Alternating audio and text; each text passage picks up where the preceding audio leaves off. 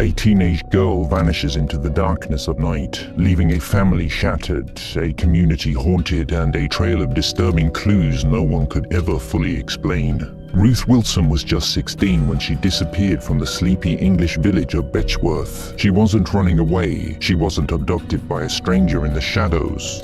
Or was she?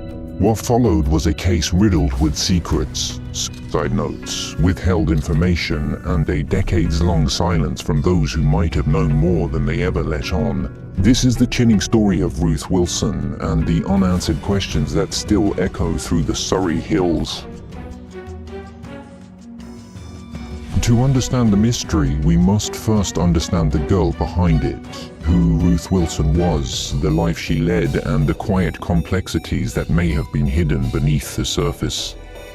In the quiet village of Betchworth, Surrey, nestled 21 miles southwest of London's bustle, a 17th century cottage on Wanham Lane holds secrets that linger like fog over the North Downs.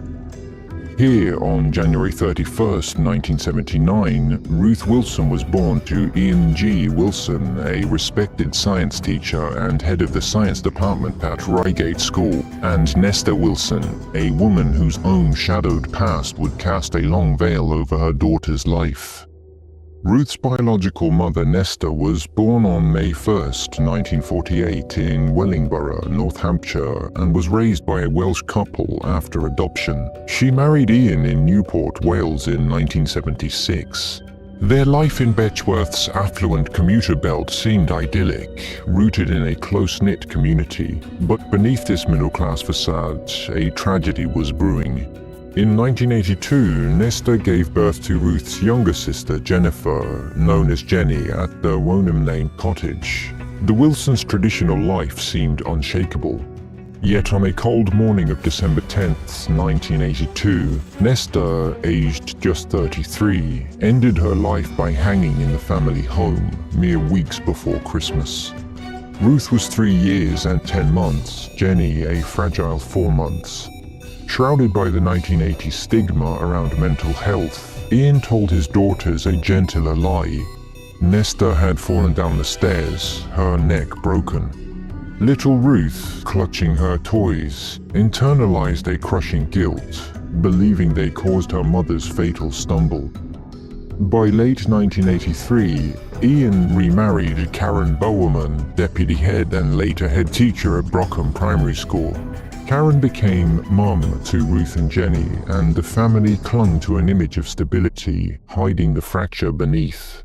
From 1983 to 1995, Ruth grew up in Betchworth Serene Lanes, a 20-minute walk from the Ashcombe School in Dorking, where she shone as a sixth-form student, tackling A-levels in biology and chemistry.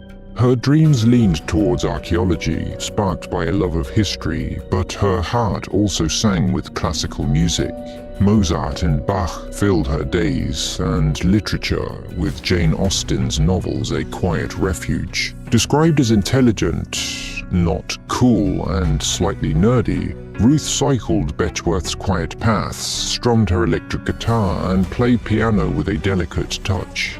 At St. Michael's Church of England on Old Road, she was a devoted organist, bell ringer, and choir singer, her hymns echoing through the ancient stone.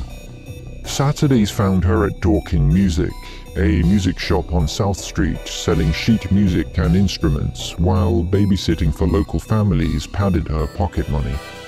In mid-October 1995, a restless curiosity gripped 16-year-old Ruth. With her ex-boyfriend and friend Will Kennedy, she journeyed to the General Register office in Islington, London to confront her mother's death certificate. The truth struck like a thunderclap. Nesta's death was no accident, but a suicide by hanging. The lie Ruth had lived with, her toddler guilt over scattered toys causing a fatal fall, shattered.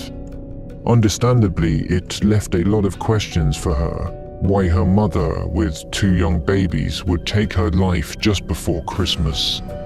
Ruth was distressed and confused and started asking some dark questions. She became fixated on getting to the heart of exactly what happened. Ruth felt her life was built on a figment of lies, desperately seeking her own identity. The 1995 taboo around mental health kept Ruth from confiding in Ian or Karen, fearing a psychiatric ward. Instead, she shared her turmoil with Catherine, who was preparing to move to Sheffield, and Ruth asked could she join her there. It was sometime shortly after discovering this crushing truth, Ruth briefly fled, hiding at Ben Anderton's house on Station Road, Betchworth, for a day or two. A fleeting rebellion hinting at home life tensions, though Ian and Karen denied any deep discord. Early November 1995 saw Ruth unravel further. One evening, she stayed at Catherine Mayer's house. Catherine's mother noted Ruth's distress, recalling her tears and insistence she didn't want to be there at home, though she offered no specifics. Catherine described Ruth as secretive, her reasons cloaked, yet she again asked to join Catherine in Sheffield, a plan Catherine thought was about their bond. By mid-November, Ruth's unrest grew palpable. She frequented Box Hill on multiple occasions, a 224-meter chalk summit in the North Downs, its rugged cliffs and yew woodlands a haunt for her and friends, or a solitary refuge. Box Hill's dark reputation as a side hotspot with its 100-meter drops would later haunt the investigation. Friends, including Will Kennedy, saw her as troubled but not idle, her unease tied to home life. On Saturday, November 25, 1995, Ruth worked her usual shift at Dorking Music from 9 a.m. to 5 p.m., selling sheet music with her characteristic focus. That evening at 7 p.m., she dined at Anjula's Tandoori, an Indian restaurant in Dorking, with Will Kennedy and Neil Phillipson. Ruth paid for the meal, her words chilling, "Something to remember me by." To Will, her close friend despite their recent breakup, it was a cryptic hint of her intent to vanish. Sunday, November 26, 1995, began with Ruth at St. Michael's Church at 10 a.m., ringing handbells alongside choir members Sarah Thompson and Reverend John Harkin.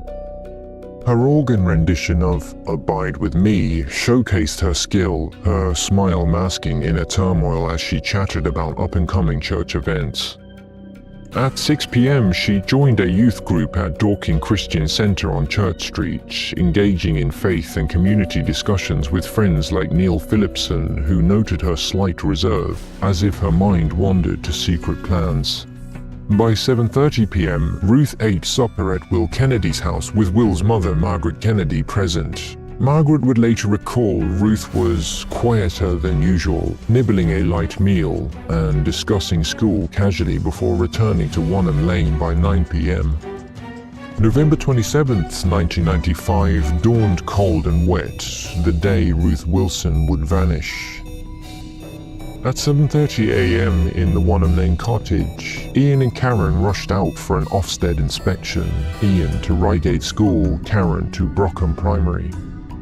Ruth, lost in the cranberries, no need to argue on her Sony Walkman, stood in the hallway. Ian, hurried, snapped, "Out of my way, I'm in a hurry." His final words to her.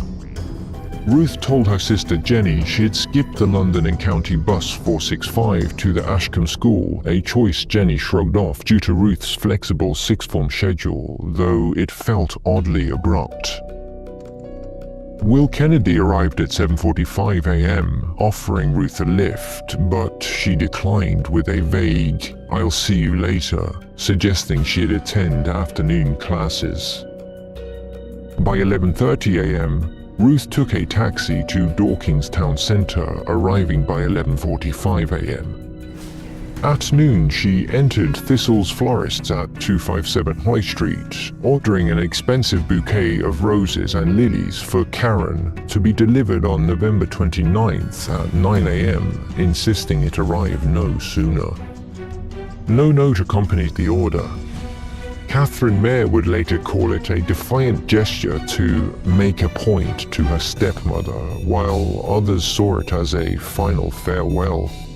Miss Totman, the florist, noted Ruth's calm but determined demeanor. From 12:30 p.m. to 4 p.m., Ruth lingered in Dorking Library, its wood-paneled quiet enveloping her as she browsed books, perhaps literature or history, and sat at a study table, her actions deliberate.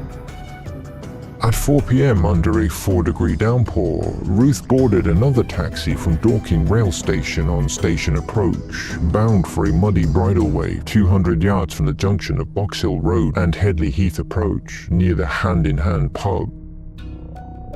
The 3-mile, 10 to 15-minute ride along winding Box Hill Road ended at 4:30 p.m., dusk cloaking the North Downs in low visibility. Clad in a red knitted jumper, black velvet trousers, black pixie boots, and a small lady's watch, Ruth carried a blue duffel bag with her Walkman and tapes, likely the Cranberries, but no coat. The driver noted her calm focus. She stood motionless in the rain, 200 yards from the pub, as if waiting for someone, her figure fading in the driver's rearview mirror. The duffel bag, potentially holding ID, money, or writing, vanished with her, a haunting forensic gap. This was her last confirmed sighting. By 7 p.m., Ruth hadn't returned to Wanham Lane. Ian and Karen, alarmed, contacted the Ashcombe school, learning she'd skipped classes. At 7:30 p.m., they called Surrey police, suggesting a runaway scenario, citing her October flight to Ben's house.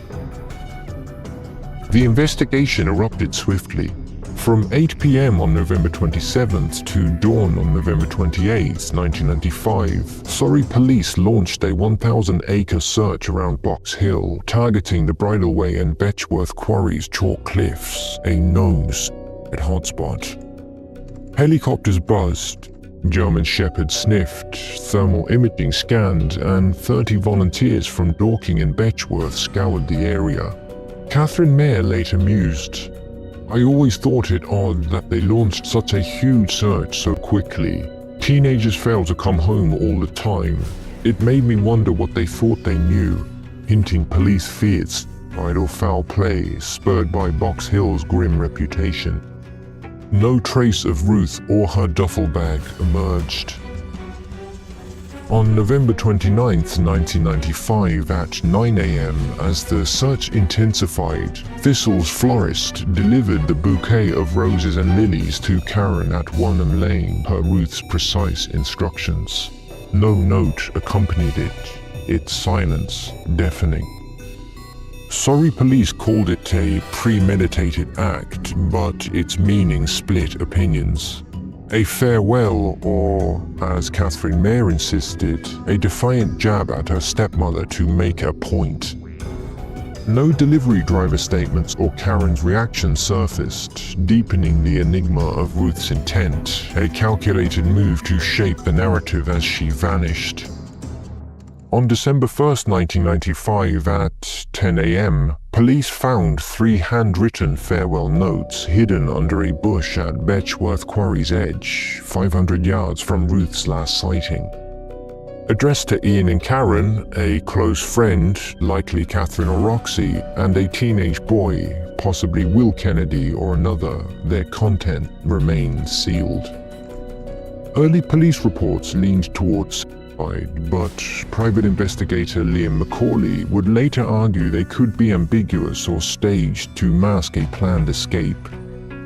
Nearby, 2 empty Anadin paracetamol packets, 24 tablets, and a half-empty 750ml Martini Rosso Vermouth bottle, 15% ABV, raised questions. No fingerprint or DNA testing was publicly confirmed, leaving forensic gaps. Were the notes left that day or earlier a deliberate misdirection? On December 2, 1995 at 8 a.m., a 60-volunteer search of Betchworth Quarry's 50-acre expanse, orchids and new woodlands drew Surrey Police, Surrey Fire and Rescue, Ashcombe School Friends, Betchworth locals, National Trust Warden, and Neon Isle Limited employees. Tracker dogs and thermal imaging found nothing. Family Liaison Officer Mark Williams Thomas from Dorking Police Station declared, "Extensive searches across Box Hill have yielded no evidence to suggest she was killed or committed suicide." He posited Ruth either met someone and left or died in an unspecified way, dismissing stranger abduction. On December 8, 1995 at 7:30 a.m., Ian and Karen appeared on ITV's This Morning from a London studio, their voices strained, urging, "We believe you're alive but afraid to come home." Their sparse media presence kept the case low profile, a whisper in the headlines. In August 1996, South Yorkshire Police descended on Catherine Mayer's student flat near Ecclesall Road, Sheffield's vibrant student hub where she had moved. Prompted by Surrey Police's review of Ruth's October 1995 plea to join Catherine, officers searched her wardrobe for traces of Ruth's clothing, her missing duffel bag, but they found nothing. Catherine, cooperative, would later tell the Daily Mail, "The police came to my flat in Sheffield thinking maybe Ruth had come to me, but I hadn't seen her since I left Dorking." The visit, part of 1996's broader chase of Ruth's social ties, deepened the mystery of her elusive trail. On October 1, 1996, an unconfirmed sighting of Ruth on London's outskirts surfaced after a live TV missing persons appeal. On November 27, 1996, at 2 p.m., grainy CCTV from a newsagent at 44 South Street, Dorking, captured a distressed girl resembling Ruth, aged around 17, demanding local newspapers like the Surrey Advertiser and Dorking and Leatherhead Advertiser, which covered her case. Upset when one was sold out, she left, the shop owner alerting police, who came and preserved the footage. Ian and Karen believed it was Ruth, Karen pleading, "We want to tell her, we love you so much, just get in contact, Ruthie, and let us know where you are." This sighting remains unverified. From 1996 to 2010, Surrey Police chased leads across the UK, Brighton, Sheffield, and even a 2008 MySpace post from Vancouver, Canada. In 2006, Ian Wilson wrote in the Times, "We still have the presents we bought you for Christmas in 1995. They are safe in a drawer, waiting for you to come back, though I expect your tastes have changed so much you'd probably laugh at the music and clothes. Though the house is too large now, your sister Jenny has moved out.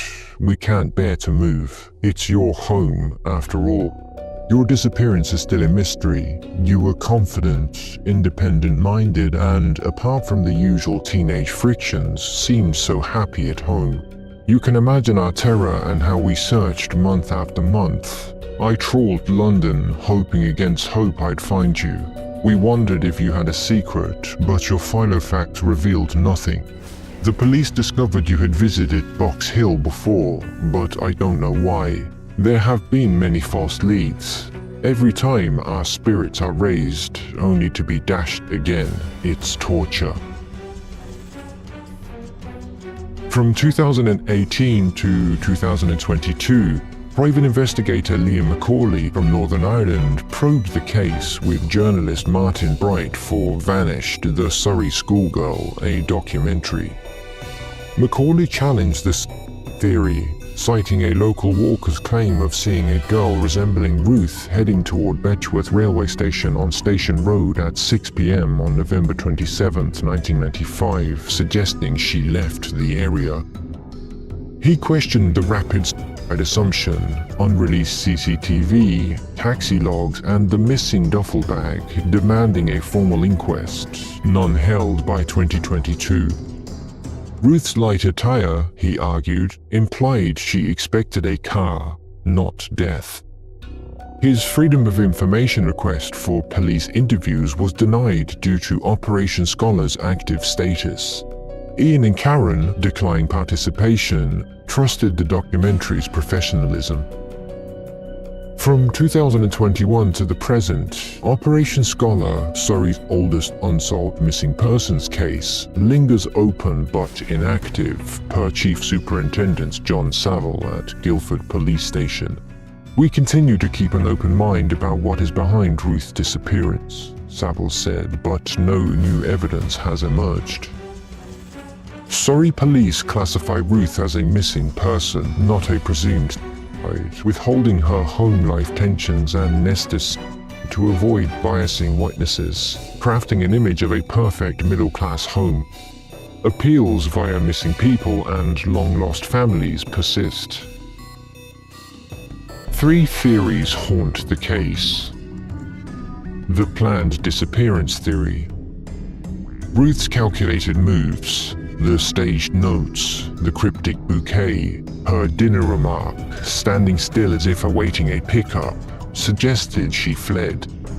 Her October runaway, home distress, fear of institutionalization, academic struggles, and Sheffield plea point to escape, perhaps to Wellingborough's absent grandparents.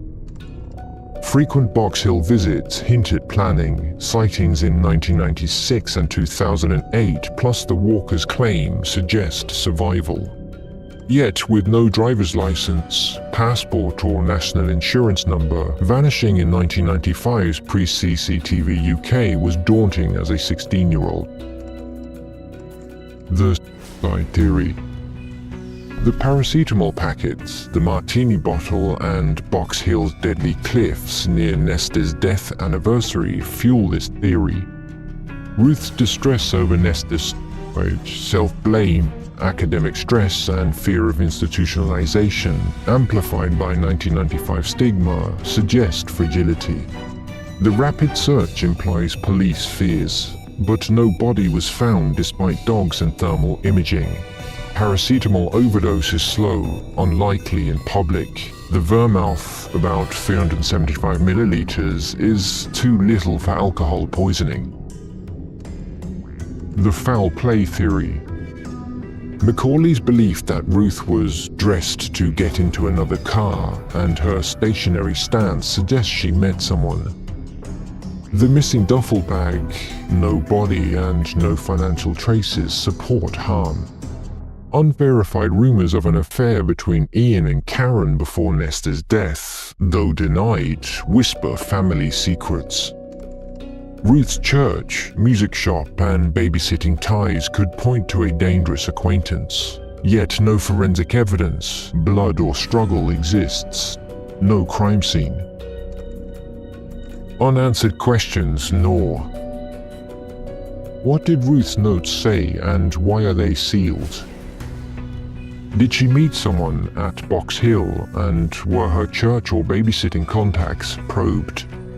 Where is the duffel bag, ID, money, or writing inside?